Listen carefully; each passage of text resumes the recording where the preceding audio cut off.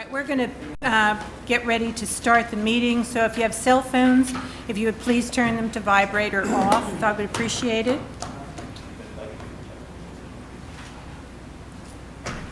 And I don't know, are the people at home able to see, even though this is not working? Yes.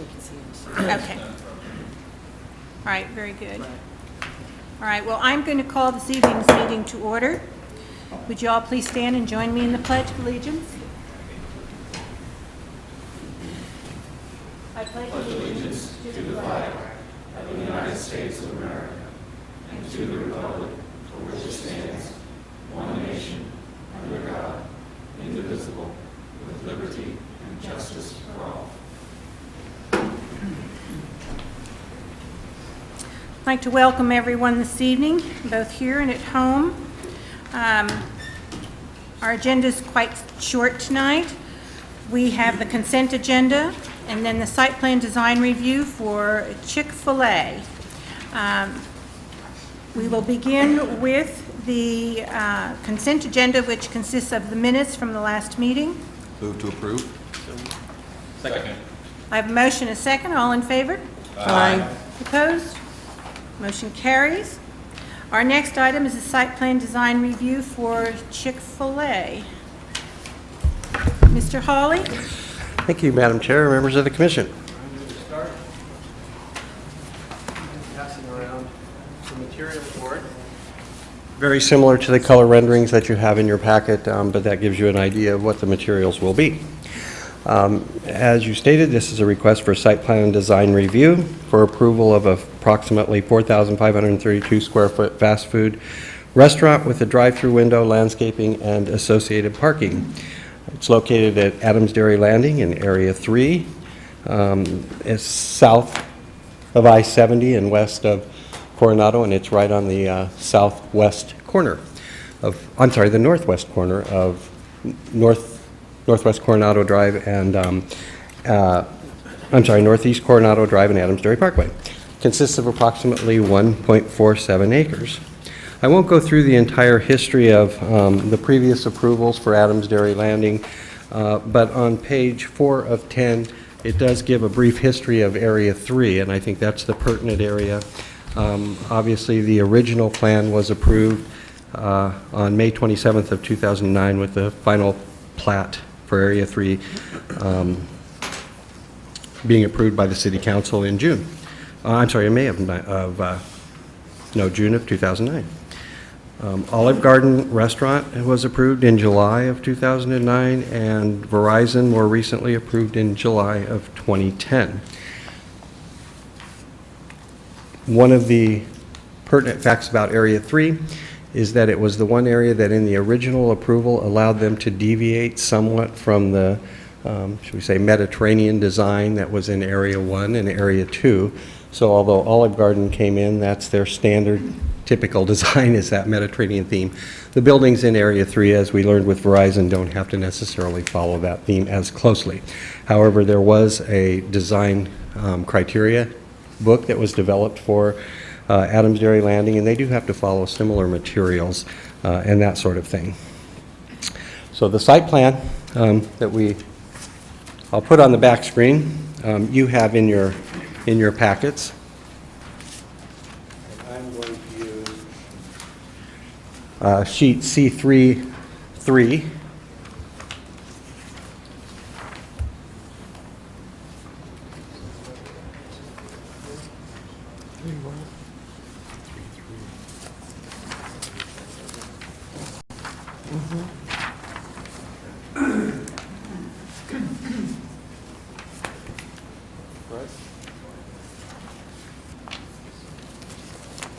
I think that looks right. As you can see, the site plan follows the general layout that was approved in the PUD concept plan and the final plans. One difference being that the Red Development and the applicant, again, had done a minor lot line adjustment, which made this lot slightly bigger than was originally approved. So that impacted some of the landscape calculations that would be required. They have met those, and we'll go over that later in this report. Off-street parking, there was a total of 37 spaces and 8 drive-through stacking spaces that were required. As you can see on page 5 of 10, 75 spaces that were provided, along with an additional 16 drive-through stacking spaces. Any of you who are familiar with Chick-Fil-A and their business will understand why that parking is so high and why that drive-through stacking is so high. The lighting meets the PUD plan, but as you can see, the bottom of page 5 of 10, one of the things that we want them to look into is scaling down those lights that are next to the doors.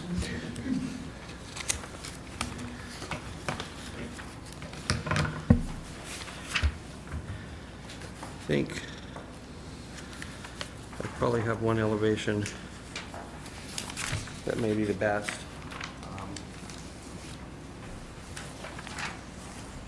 And again, you have these elevations in your packet. It's not the lighting that's up along the top of the building that we're concerned with. It's really those lights that are next to the door.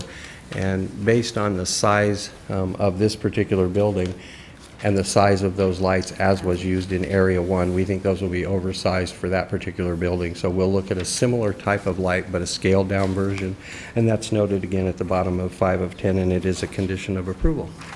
Mr. Hawley, I assume then we're referring to the sconce-type lights Yes. on each side of the doors. That's correct. That's correct. Thank you. Moving on to page 6 of 9. You were given a lot of information on signage for this particular application. The applicant did not apply for an alternative sign plan, and the overall sign plan for the building really has not been firmed up yet, and that is not a part of this approval. So should they come in and meet all of the ordinance requirements, they won't have to come back to you.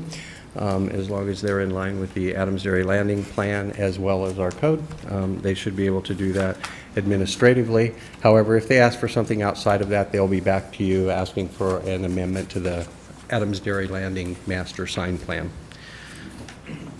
The general landscaping is provided at the bottom of page 6 of 10, and as you can see, the applicant is proposing to provide plant units over the number that's required.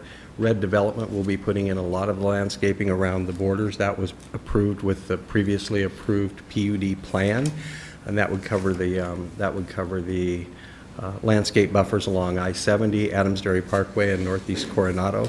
It also includes some of the plant units for the open space and a few for the parking lot landscaping, but primarily Chick-Fil-A will be adding those. Moving on to page 8 of 10.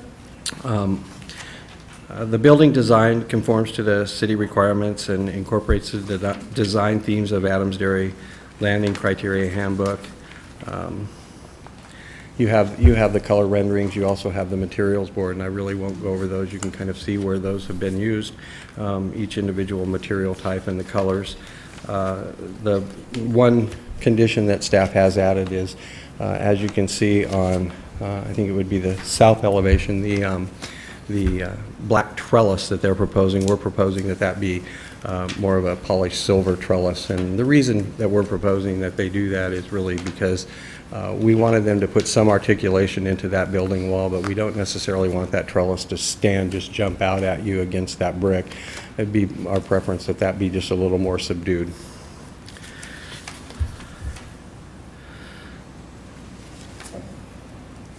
Going back to the site plan. Chick-fil-A has several areas of equipment screening. They do have an equipment area that's planned. Let me get this correctly, Adams Dairy Parkway, and I think it is in this corner of the building. And they also have a dumpster enclosure here as well as an equipment enclosure here, and that equipment enclosure is primarily for an electrical transformer to hide the transformer. All other equipment, either roof equipment or ground equipment, will have to be screened, and that's noted in the conditions as well. So with that, I really don't have more to add to the staff report, and we'll stand for any questions. The applicant is also here if you have questions for them. Anyone have any questions? Yes, Mr. Phillips? Go ahead. Go ahead. I have two questions, Mr. Holly. First off, go back to that, the trellis that you talked about. I'm confused, and it kind of leads into the second question as well. The stuff we've got on the 3 different sets of drawings that I've got here doesn't match. Okay. On this largest set of drawings, which I guess is basically a sign.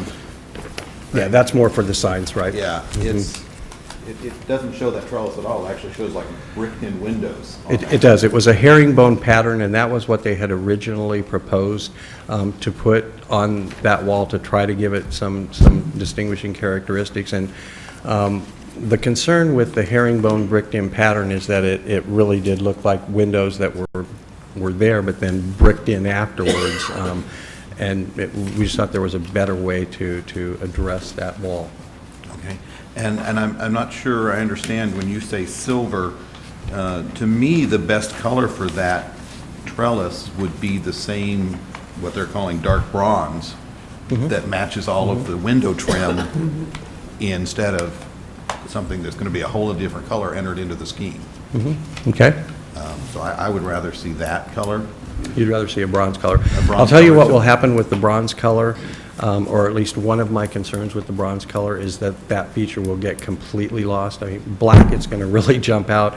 Silver, I think, will be somewhat subdued. I'd be a little bit concerned with the bronze and the colors they're using, but I have no objection to the bronze. I wouldn't just like it to match all the the rest of window the window frames and everything else. Sure. That's, absolutely understandable, and I have no issues with that at all. and again, going back, we've got 3 sets of drawings here between the small elevations, the large elevations, and the color renderings. And part of it looks like there's stucco on it, part of it looks like it's all brick, and I see 2 different colors of brick on here, so I'm not really sure. Is there stucco on the final version that we're looking at? I believe Not? that there is, and I think the applicant can address that better than I can. Okay. But I believe that as you look at the color renderings and see the ephes that is included in the top area, as well as in the Around main the- towers, I Right. think that's all ephes. Okay. And I think the rest of it is the brick and stuff. So that being the case, then I don't know where this light brick is at all. It's not even, it doesn't I show think up that light brick may be the band that defines sort of the foundation of the building. above the stone? Mm-hmm. Okay, But you can double check that with the applicant, but I believe that's what that is. okay. I get, we get 3 sets of drawings, and then they come in and say, well, it was on this set, but it wasn't on that set, and we don't end Right. up with what we actually want. So I just want to make sure Just that wanna we're make all sure. clear on exactly which of these drawings is what's going to be built. Okay. Yes. Mr. Sullivan? Well, I agree with Mr. Billups on the trellis. I think it ought to match the rest of the Okay. trim on the building. And the light fixtures, I don't see anything, have they been adjusted, or are these the ones you're objecting to? I don't see anything wrong with the ones that are in the picture. If you go out to Area 1 in Adams Dairy Landing and you look at the size of those fixtures, and then you picture that size on this particular building, it's a concern that they're going to be oversized on that building. We don't have anything wrong with the fixtures either. Obviously, they were the ones that were Have these been adjusted then on approved. the color Again, you Is this the can, original, or is this what you objected to? if they have been adjusted, they're not called out that way. They're called out as the ones that are proposed, or actually, I should say approved in the tenant criteria handbook. I don't see anything wrong with these. Okay. Any other questions for staff? I have one. Yes, In the northeast perspective photo rendering and the northwest, is the black, what appears to be wrought iron fence, is that in fact going to be at this location?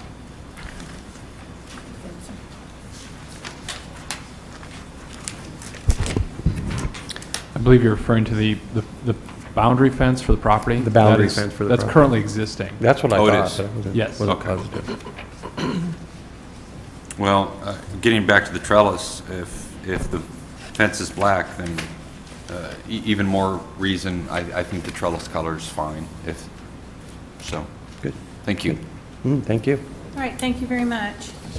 Would the applicant like to make a presentation?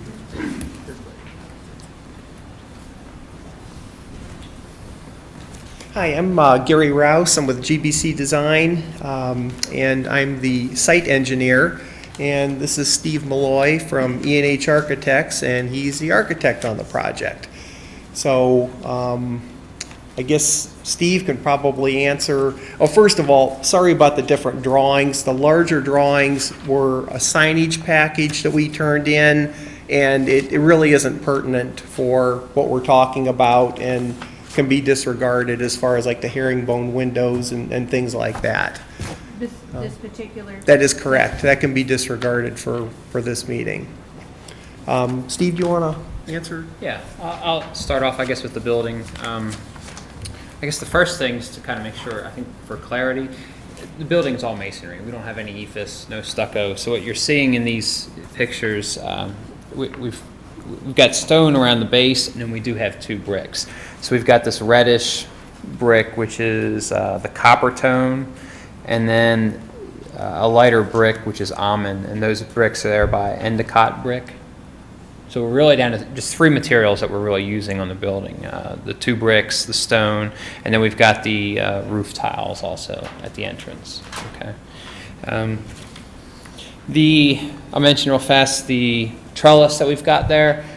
Our feeling is, I mean, we're flexible. I think any of the colors would look good. I mean, from an architect's point of view, it would be nice to kind of have it be the same material that we have elsewhere on the site. So in some respects, you know, if it ties into the black with the fencing, that's fine. Our standard, what we're trying to show there is the dark bronze, to have it match, be consistent. All the metals on the whole building would be the dark bronze, match the storefront. But if you guys want to go with something lighter, we're not opposed to that. That's fine too. The light fixture, this did come from Red Development. This is a cut sheet for the actual light fixture that we're proposing, the 2 that on either side of the entries doors. It came out of Red Development's package and their specs, and they just called out the Providence fixture. There's 3 different sizes for it. So there's a large, a medium, and a small. The one that we have that we're showing currently on the plans is the small fixture. And I was just looking this up for this. So we tried to graphically show on the renderings that's what the actual size is, and it's 19 inches for the small. Now, if you all feel that that's too large, something else we could do is, and we talked real quickly with Jeff from Red Development about this, is instead of matching this exact fixture, we could, if you wanted something smaller, we could pick something and just try to kind of go with the same look, but just pick a different, manufacturer, different spec that was close to this look, but a smaller size. We'd be happy to do that too. Okay, and just to kind of run through, I guess, the trash enclosure with going to metal gates on there instead of what we use now is it's like a Trex wood. It looks like wood, but it's a plastic product technically, so it'll last. That's what we are currently showing, but we're happy to change it over to the metal. We'd have no objection to doing that. And Can you tell me which is going to wear better? I mean, 5 years down the road? I think you're going to get great wear with both. I really don't think either one's an issue. I mean, that's the reason we go with the plastic wood is we don't want any kind of maintenance issues with it. And it's solid all the way through, so if it gets scratched or whatever, it's still going to have the same kind of color.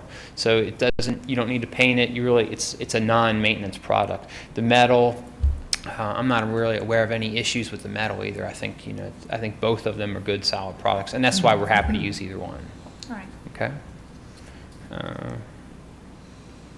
Any questions on the building? You want to go through Does the anyone building? have any questions for the applicant on this? Ma'am? Sorry, just to clarify, as they're saying, the 19-inch fixture, I think, is certainly agreeable with what staff was proposing.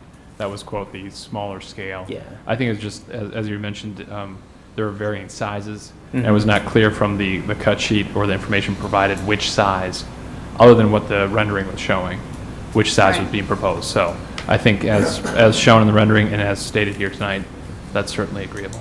Yeah, I think the scale looks fine on the color renderings we have, so very good. Thank you, Mr. Allen. Okay, thank you. Anyone else have any questions? All right, thank you very much, gentlemen. Thank you.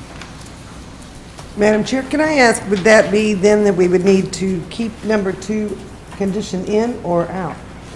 You just Out. take it out. And discussion on the trellis.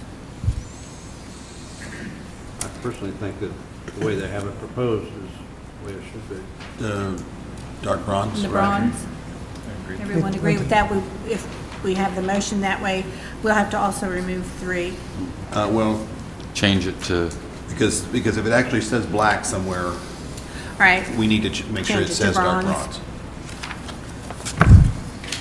So there's no Yeah, I didn't possible see it confusion. anywhere, but that's okay. That's fine. Excellent. I'm in agreements with the architect. I'd much rather see the composite Trex material than a metal board, just for the wearing purposes of it. It does have a fade factor, and getting or scratching from trash trucks, they are not easy on doors, but that's just my opinion. Any other discussion on that? Madam Chair, I'm sorry. Yes, Mr. Allen. In response to Commissioner Parker's comment, just for clarification, perhaps Mr. McMahon could refer to this as well, but we believe that all the other businesses in Amesbury Landing have the painted metal. Do that? So there is some consistency there. Again, this is Area 3, so it's separate and a little bit different. So, I mean, there's no concern from staff either way, just for clarification. I'll retract my comment. I'd like to make a motion unless there's any more discussion. Certainly, Mr. Henning. I move to approve SPDR-12-10-2840, omitting staff recommendation number 2 and changing staff recommendation number 3 to read, "The metal trellis on the east elevation shall have a dark bronze finish." Second. I have a motion and a second. All in favor? Aye. Aye. Opposed? Motion carries unanimously. Thank you very much, gentlemen. Welcome, Chick-Fil-A. All right, brings us to other business. Mr. Allen, did you want to talk about the CIP? I think I'll turn that over to Mr. Holly to All right, give Mr. a Holly. quick update. Thank you. It is that time of year again when the CIP has started, and so we thought we'd put that forward tonight, and we will need 2 volunteers from the Planning Commission to serve on the CIP committee. The primary work will be done in April. Beginning of April, you will get your CIP packets, which define the projects, and then I think it's the 3rd week of April that the CIP rating committee actually meets and goes over those projects with staff and rates projects. Some of you have participated in the past. I can't recall who participated last year. Did you? Linda, didn't you? Lynn did? And I think Jim may have last year. I'm pretty sure. Lynn, you're probably excused this year. I wanted to do it again. But Well, at if any rate, someone has not done this, I think it's a really beneficial exercise. It really helps you see where the funds are going. And Exactly. And it also makes you appreciate staff and how they are stretching our dollars. Definitely. Exactly, that's really true, and I think it's a good chance to really get a feel for what projects are coming up in the future from public improvement standpoint. So, yeah, I agree with you 100%. So you might keep it in mind, and if you think you'll have some time in April, it doesn't take a lot of time, but again, you would have to review the projects, and then there's one meeting associated with it. So we're looking for 2 volunteers, and we'll bring this up again at a future meeting. Is that usually a day meeting or a night? Resume builder. there. Day. Late afternoon. That's what I thought. I couldn't remember for sure, but I thought it's a day meeting. It is typically a day meeting, yeah. All right.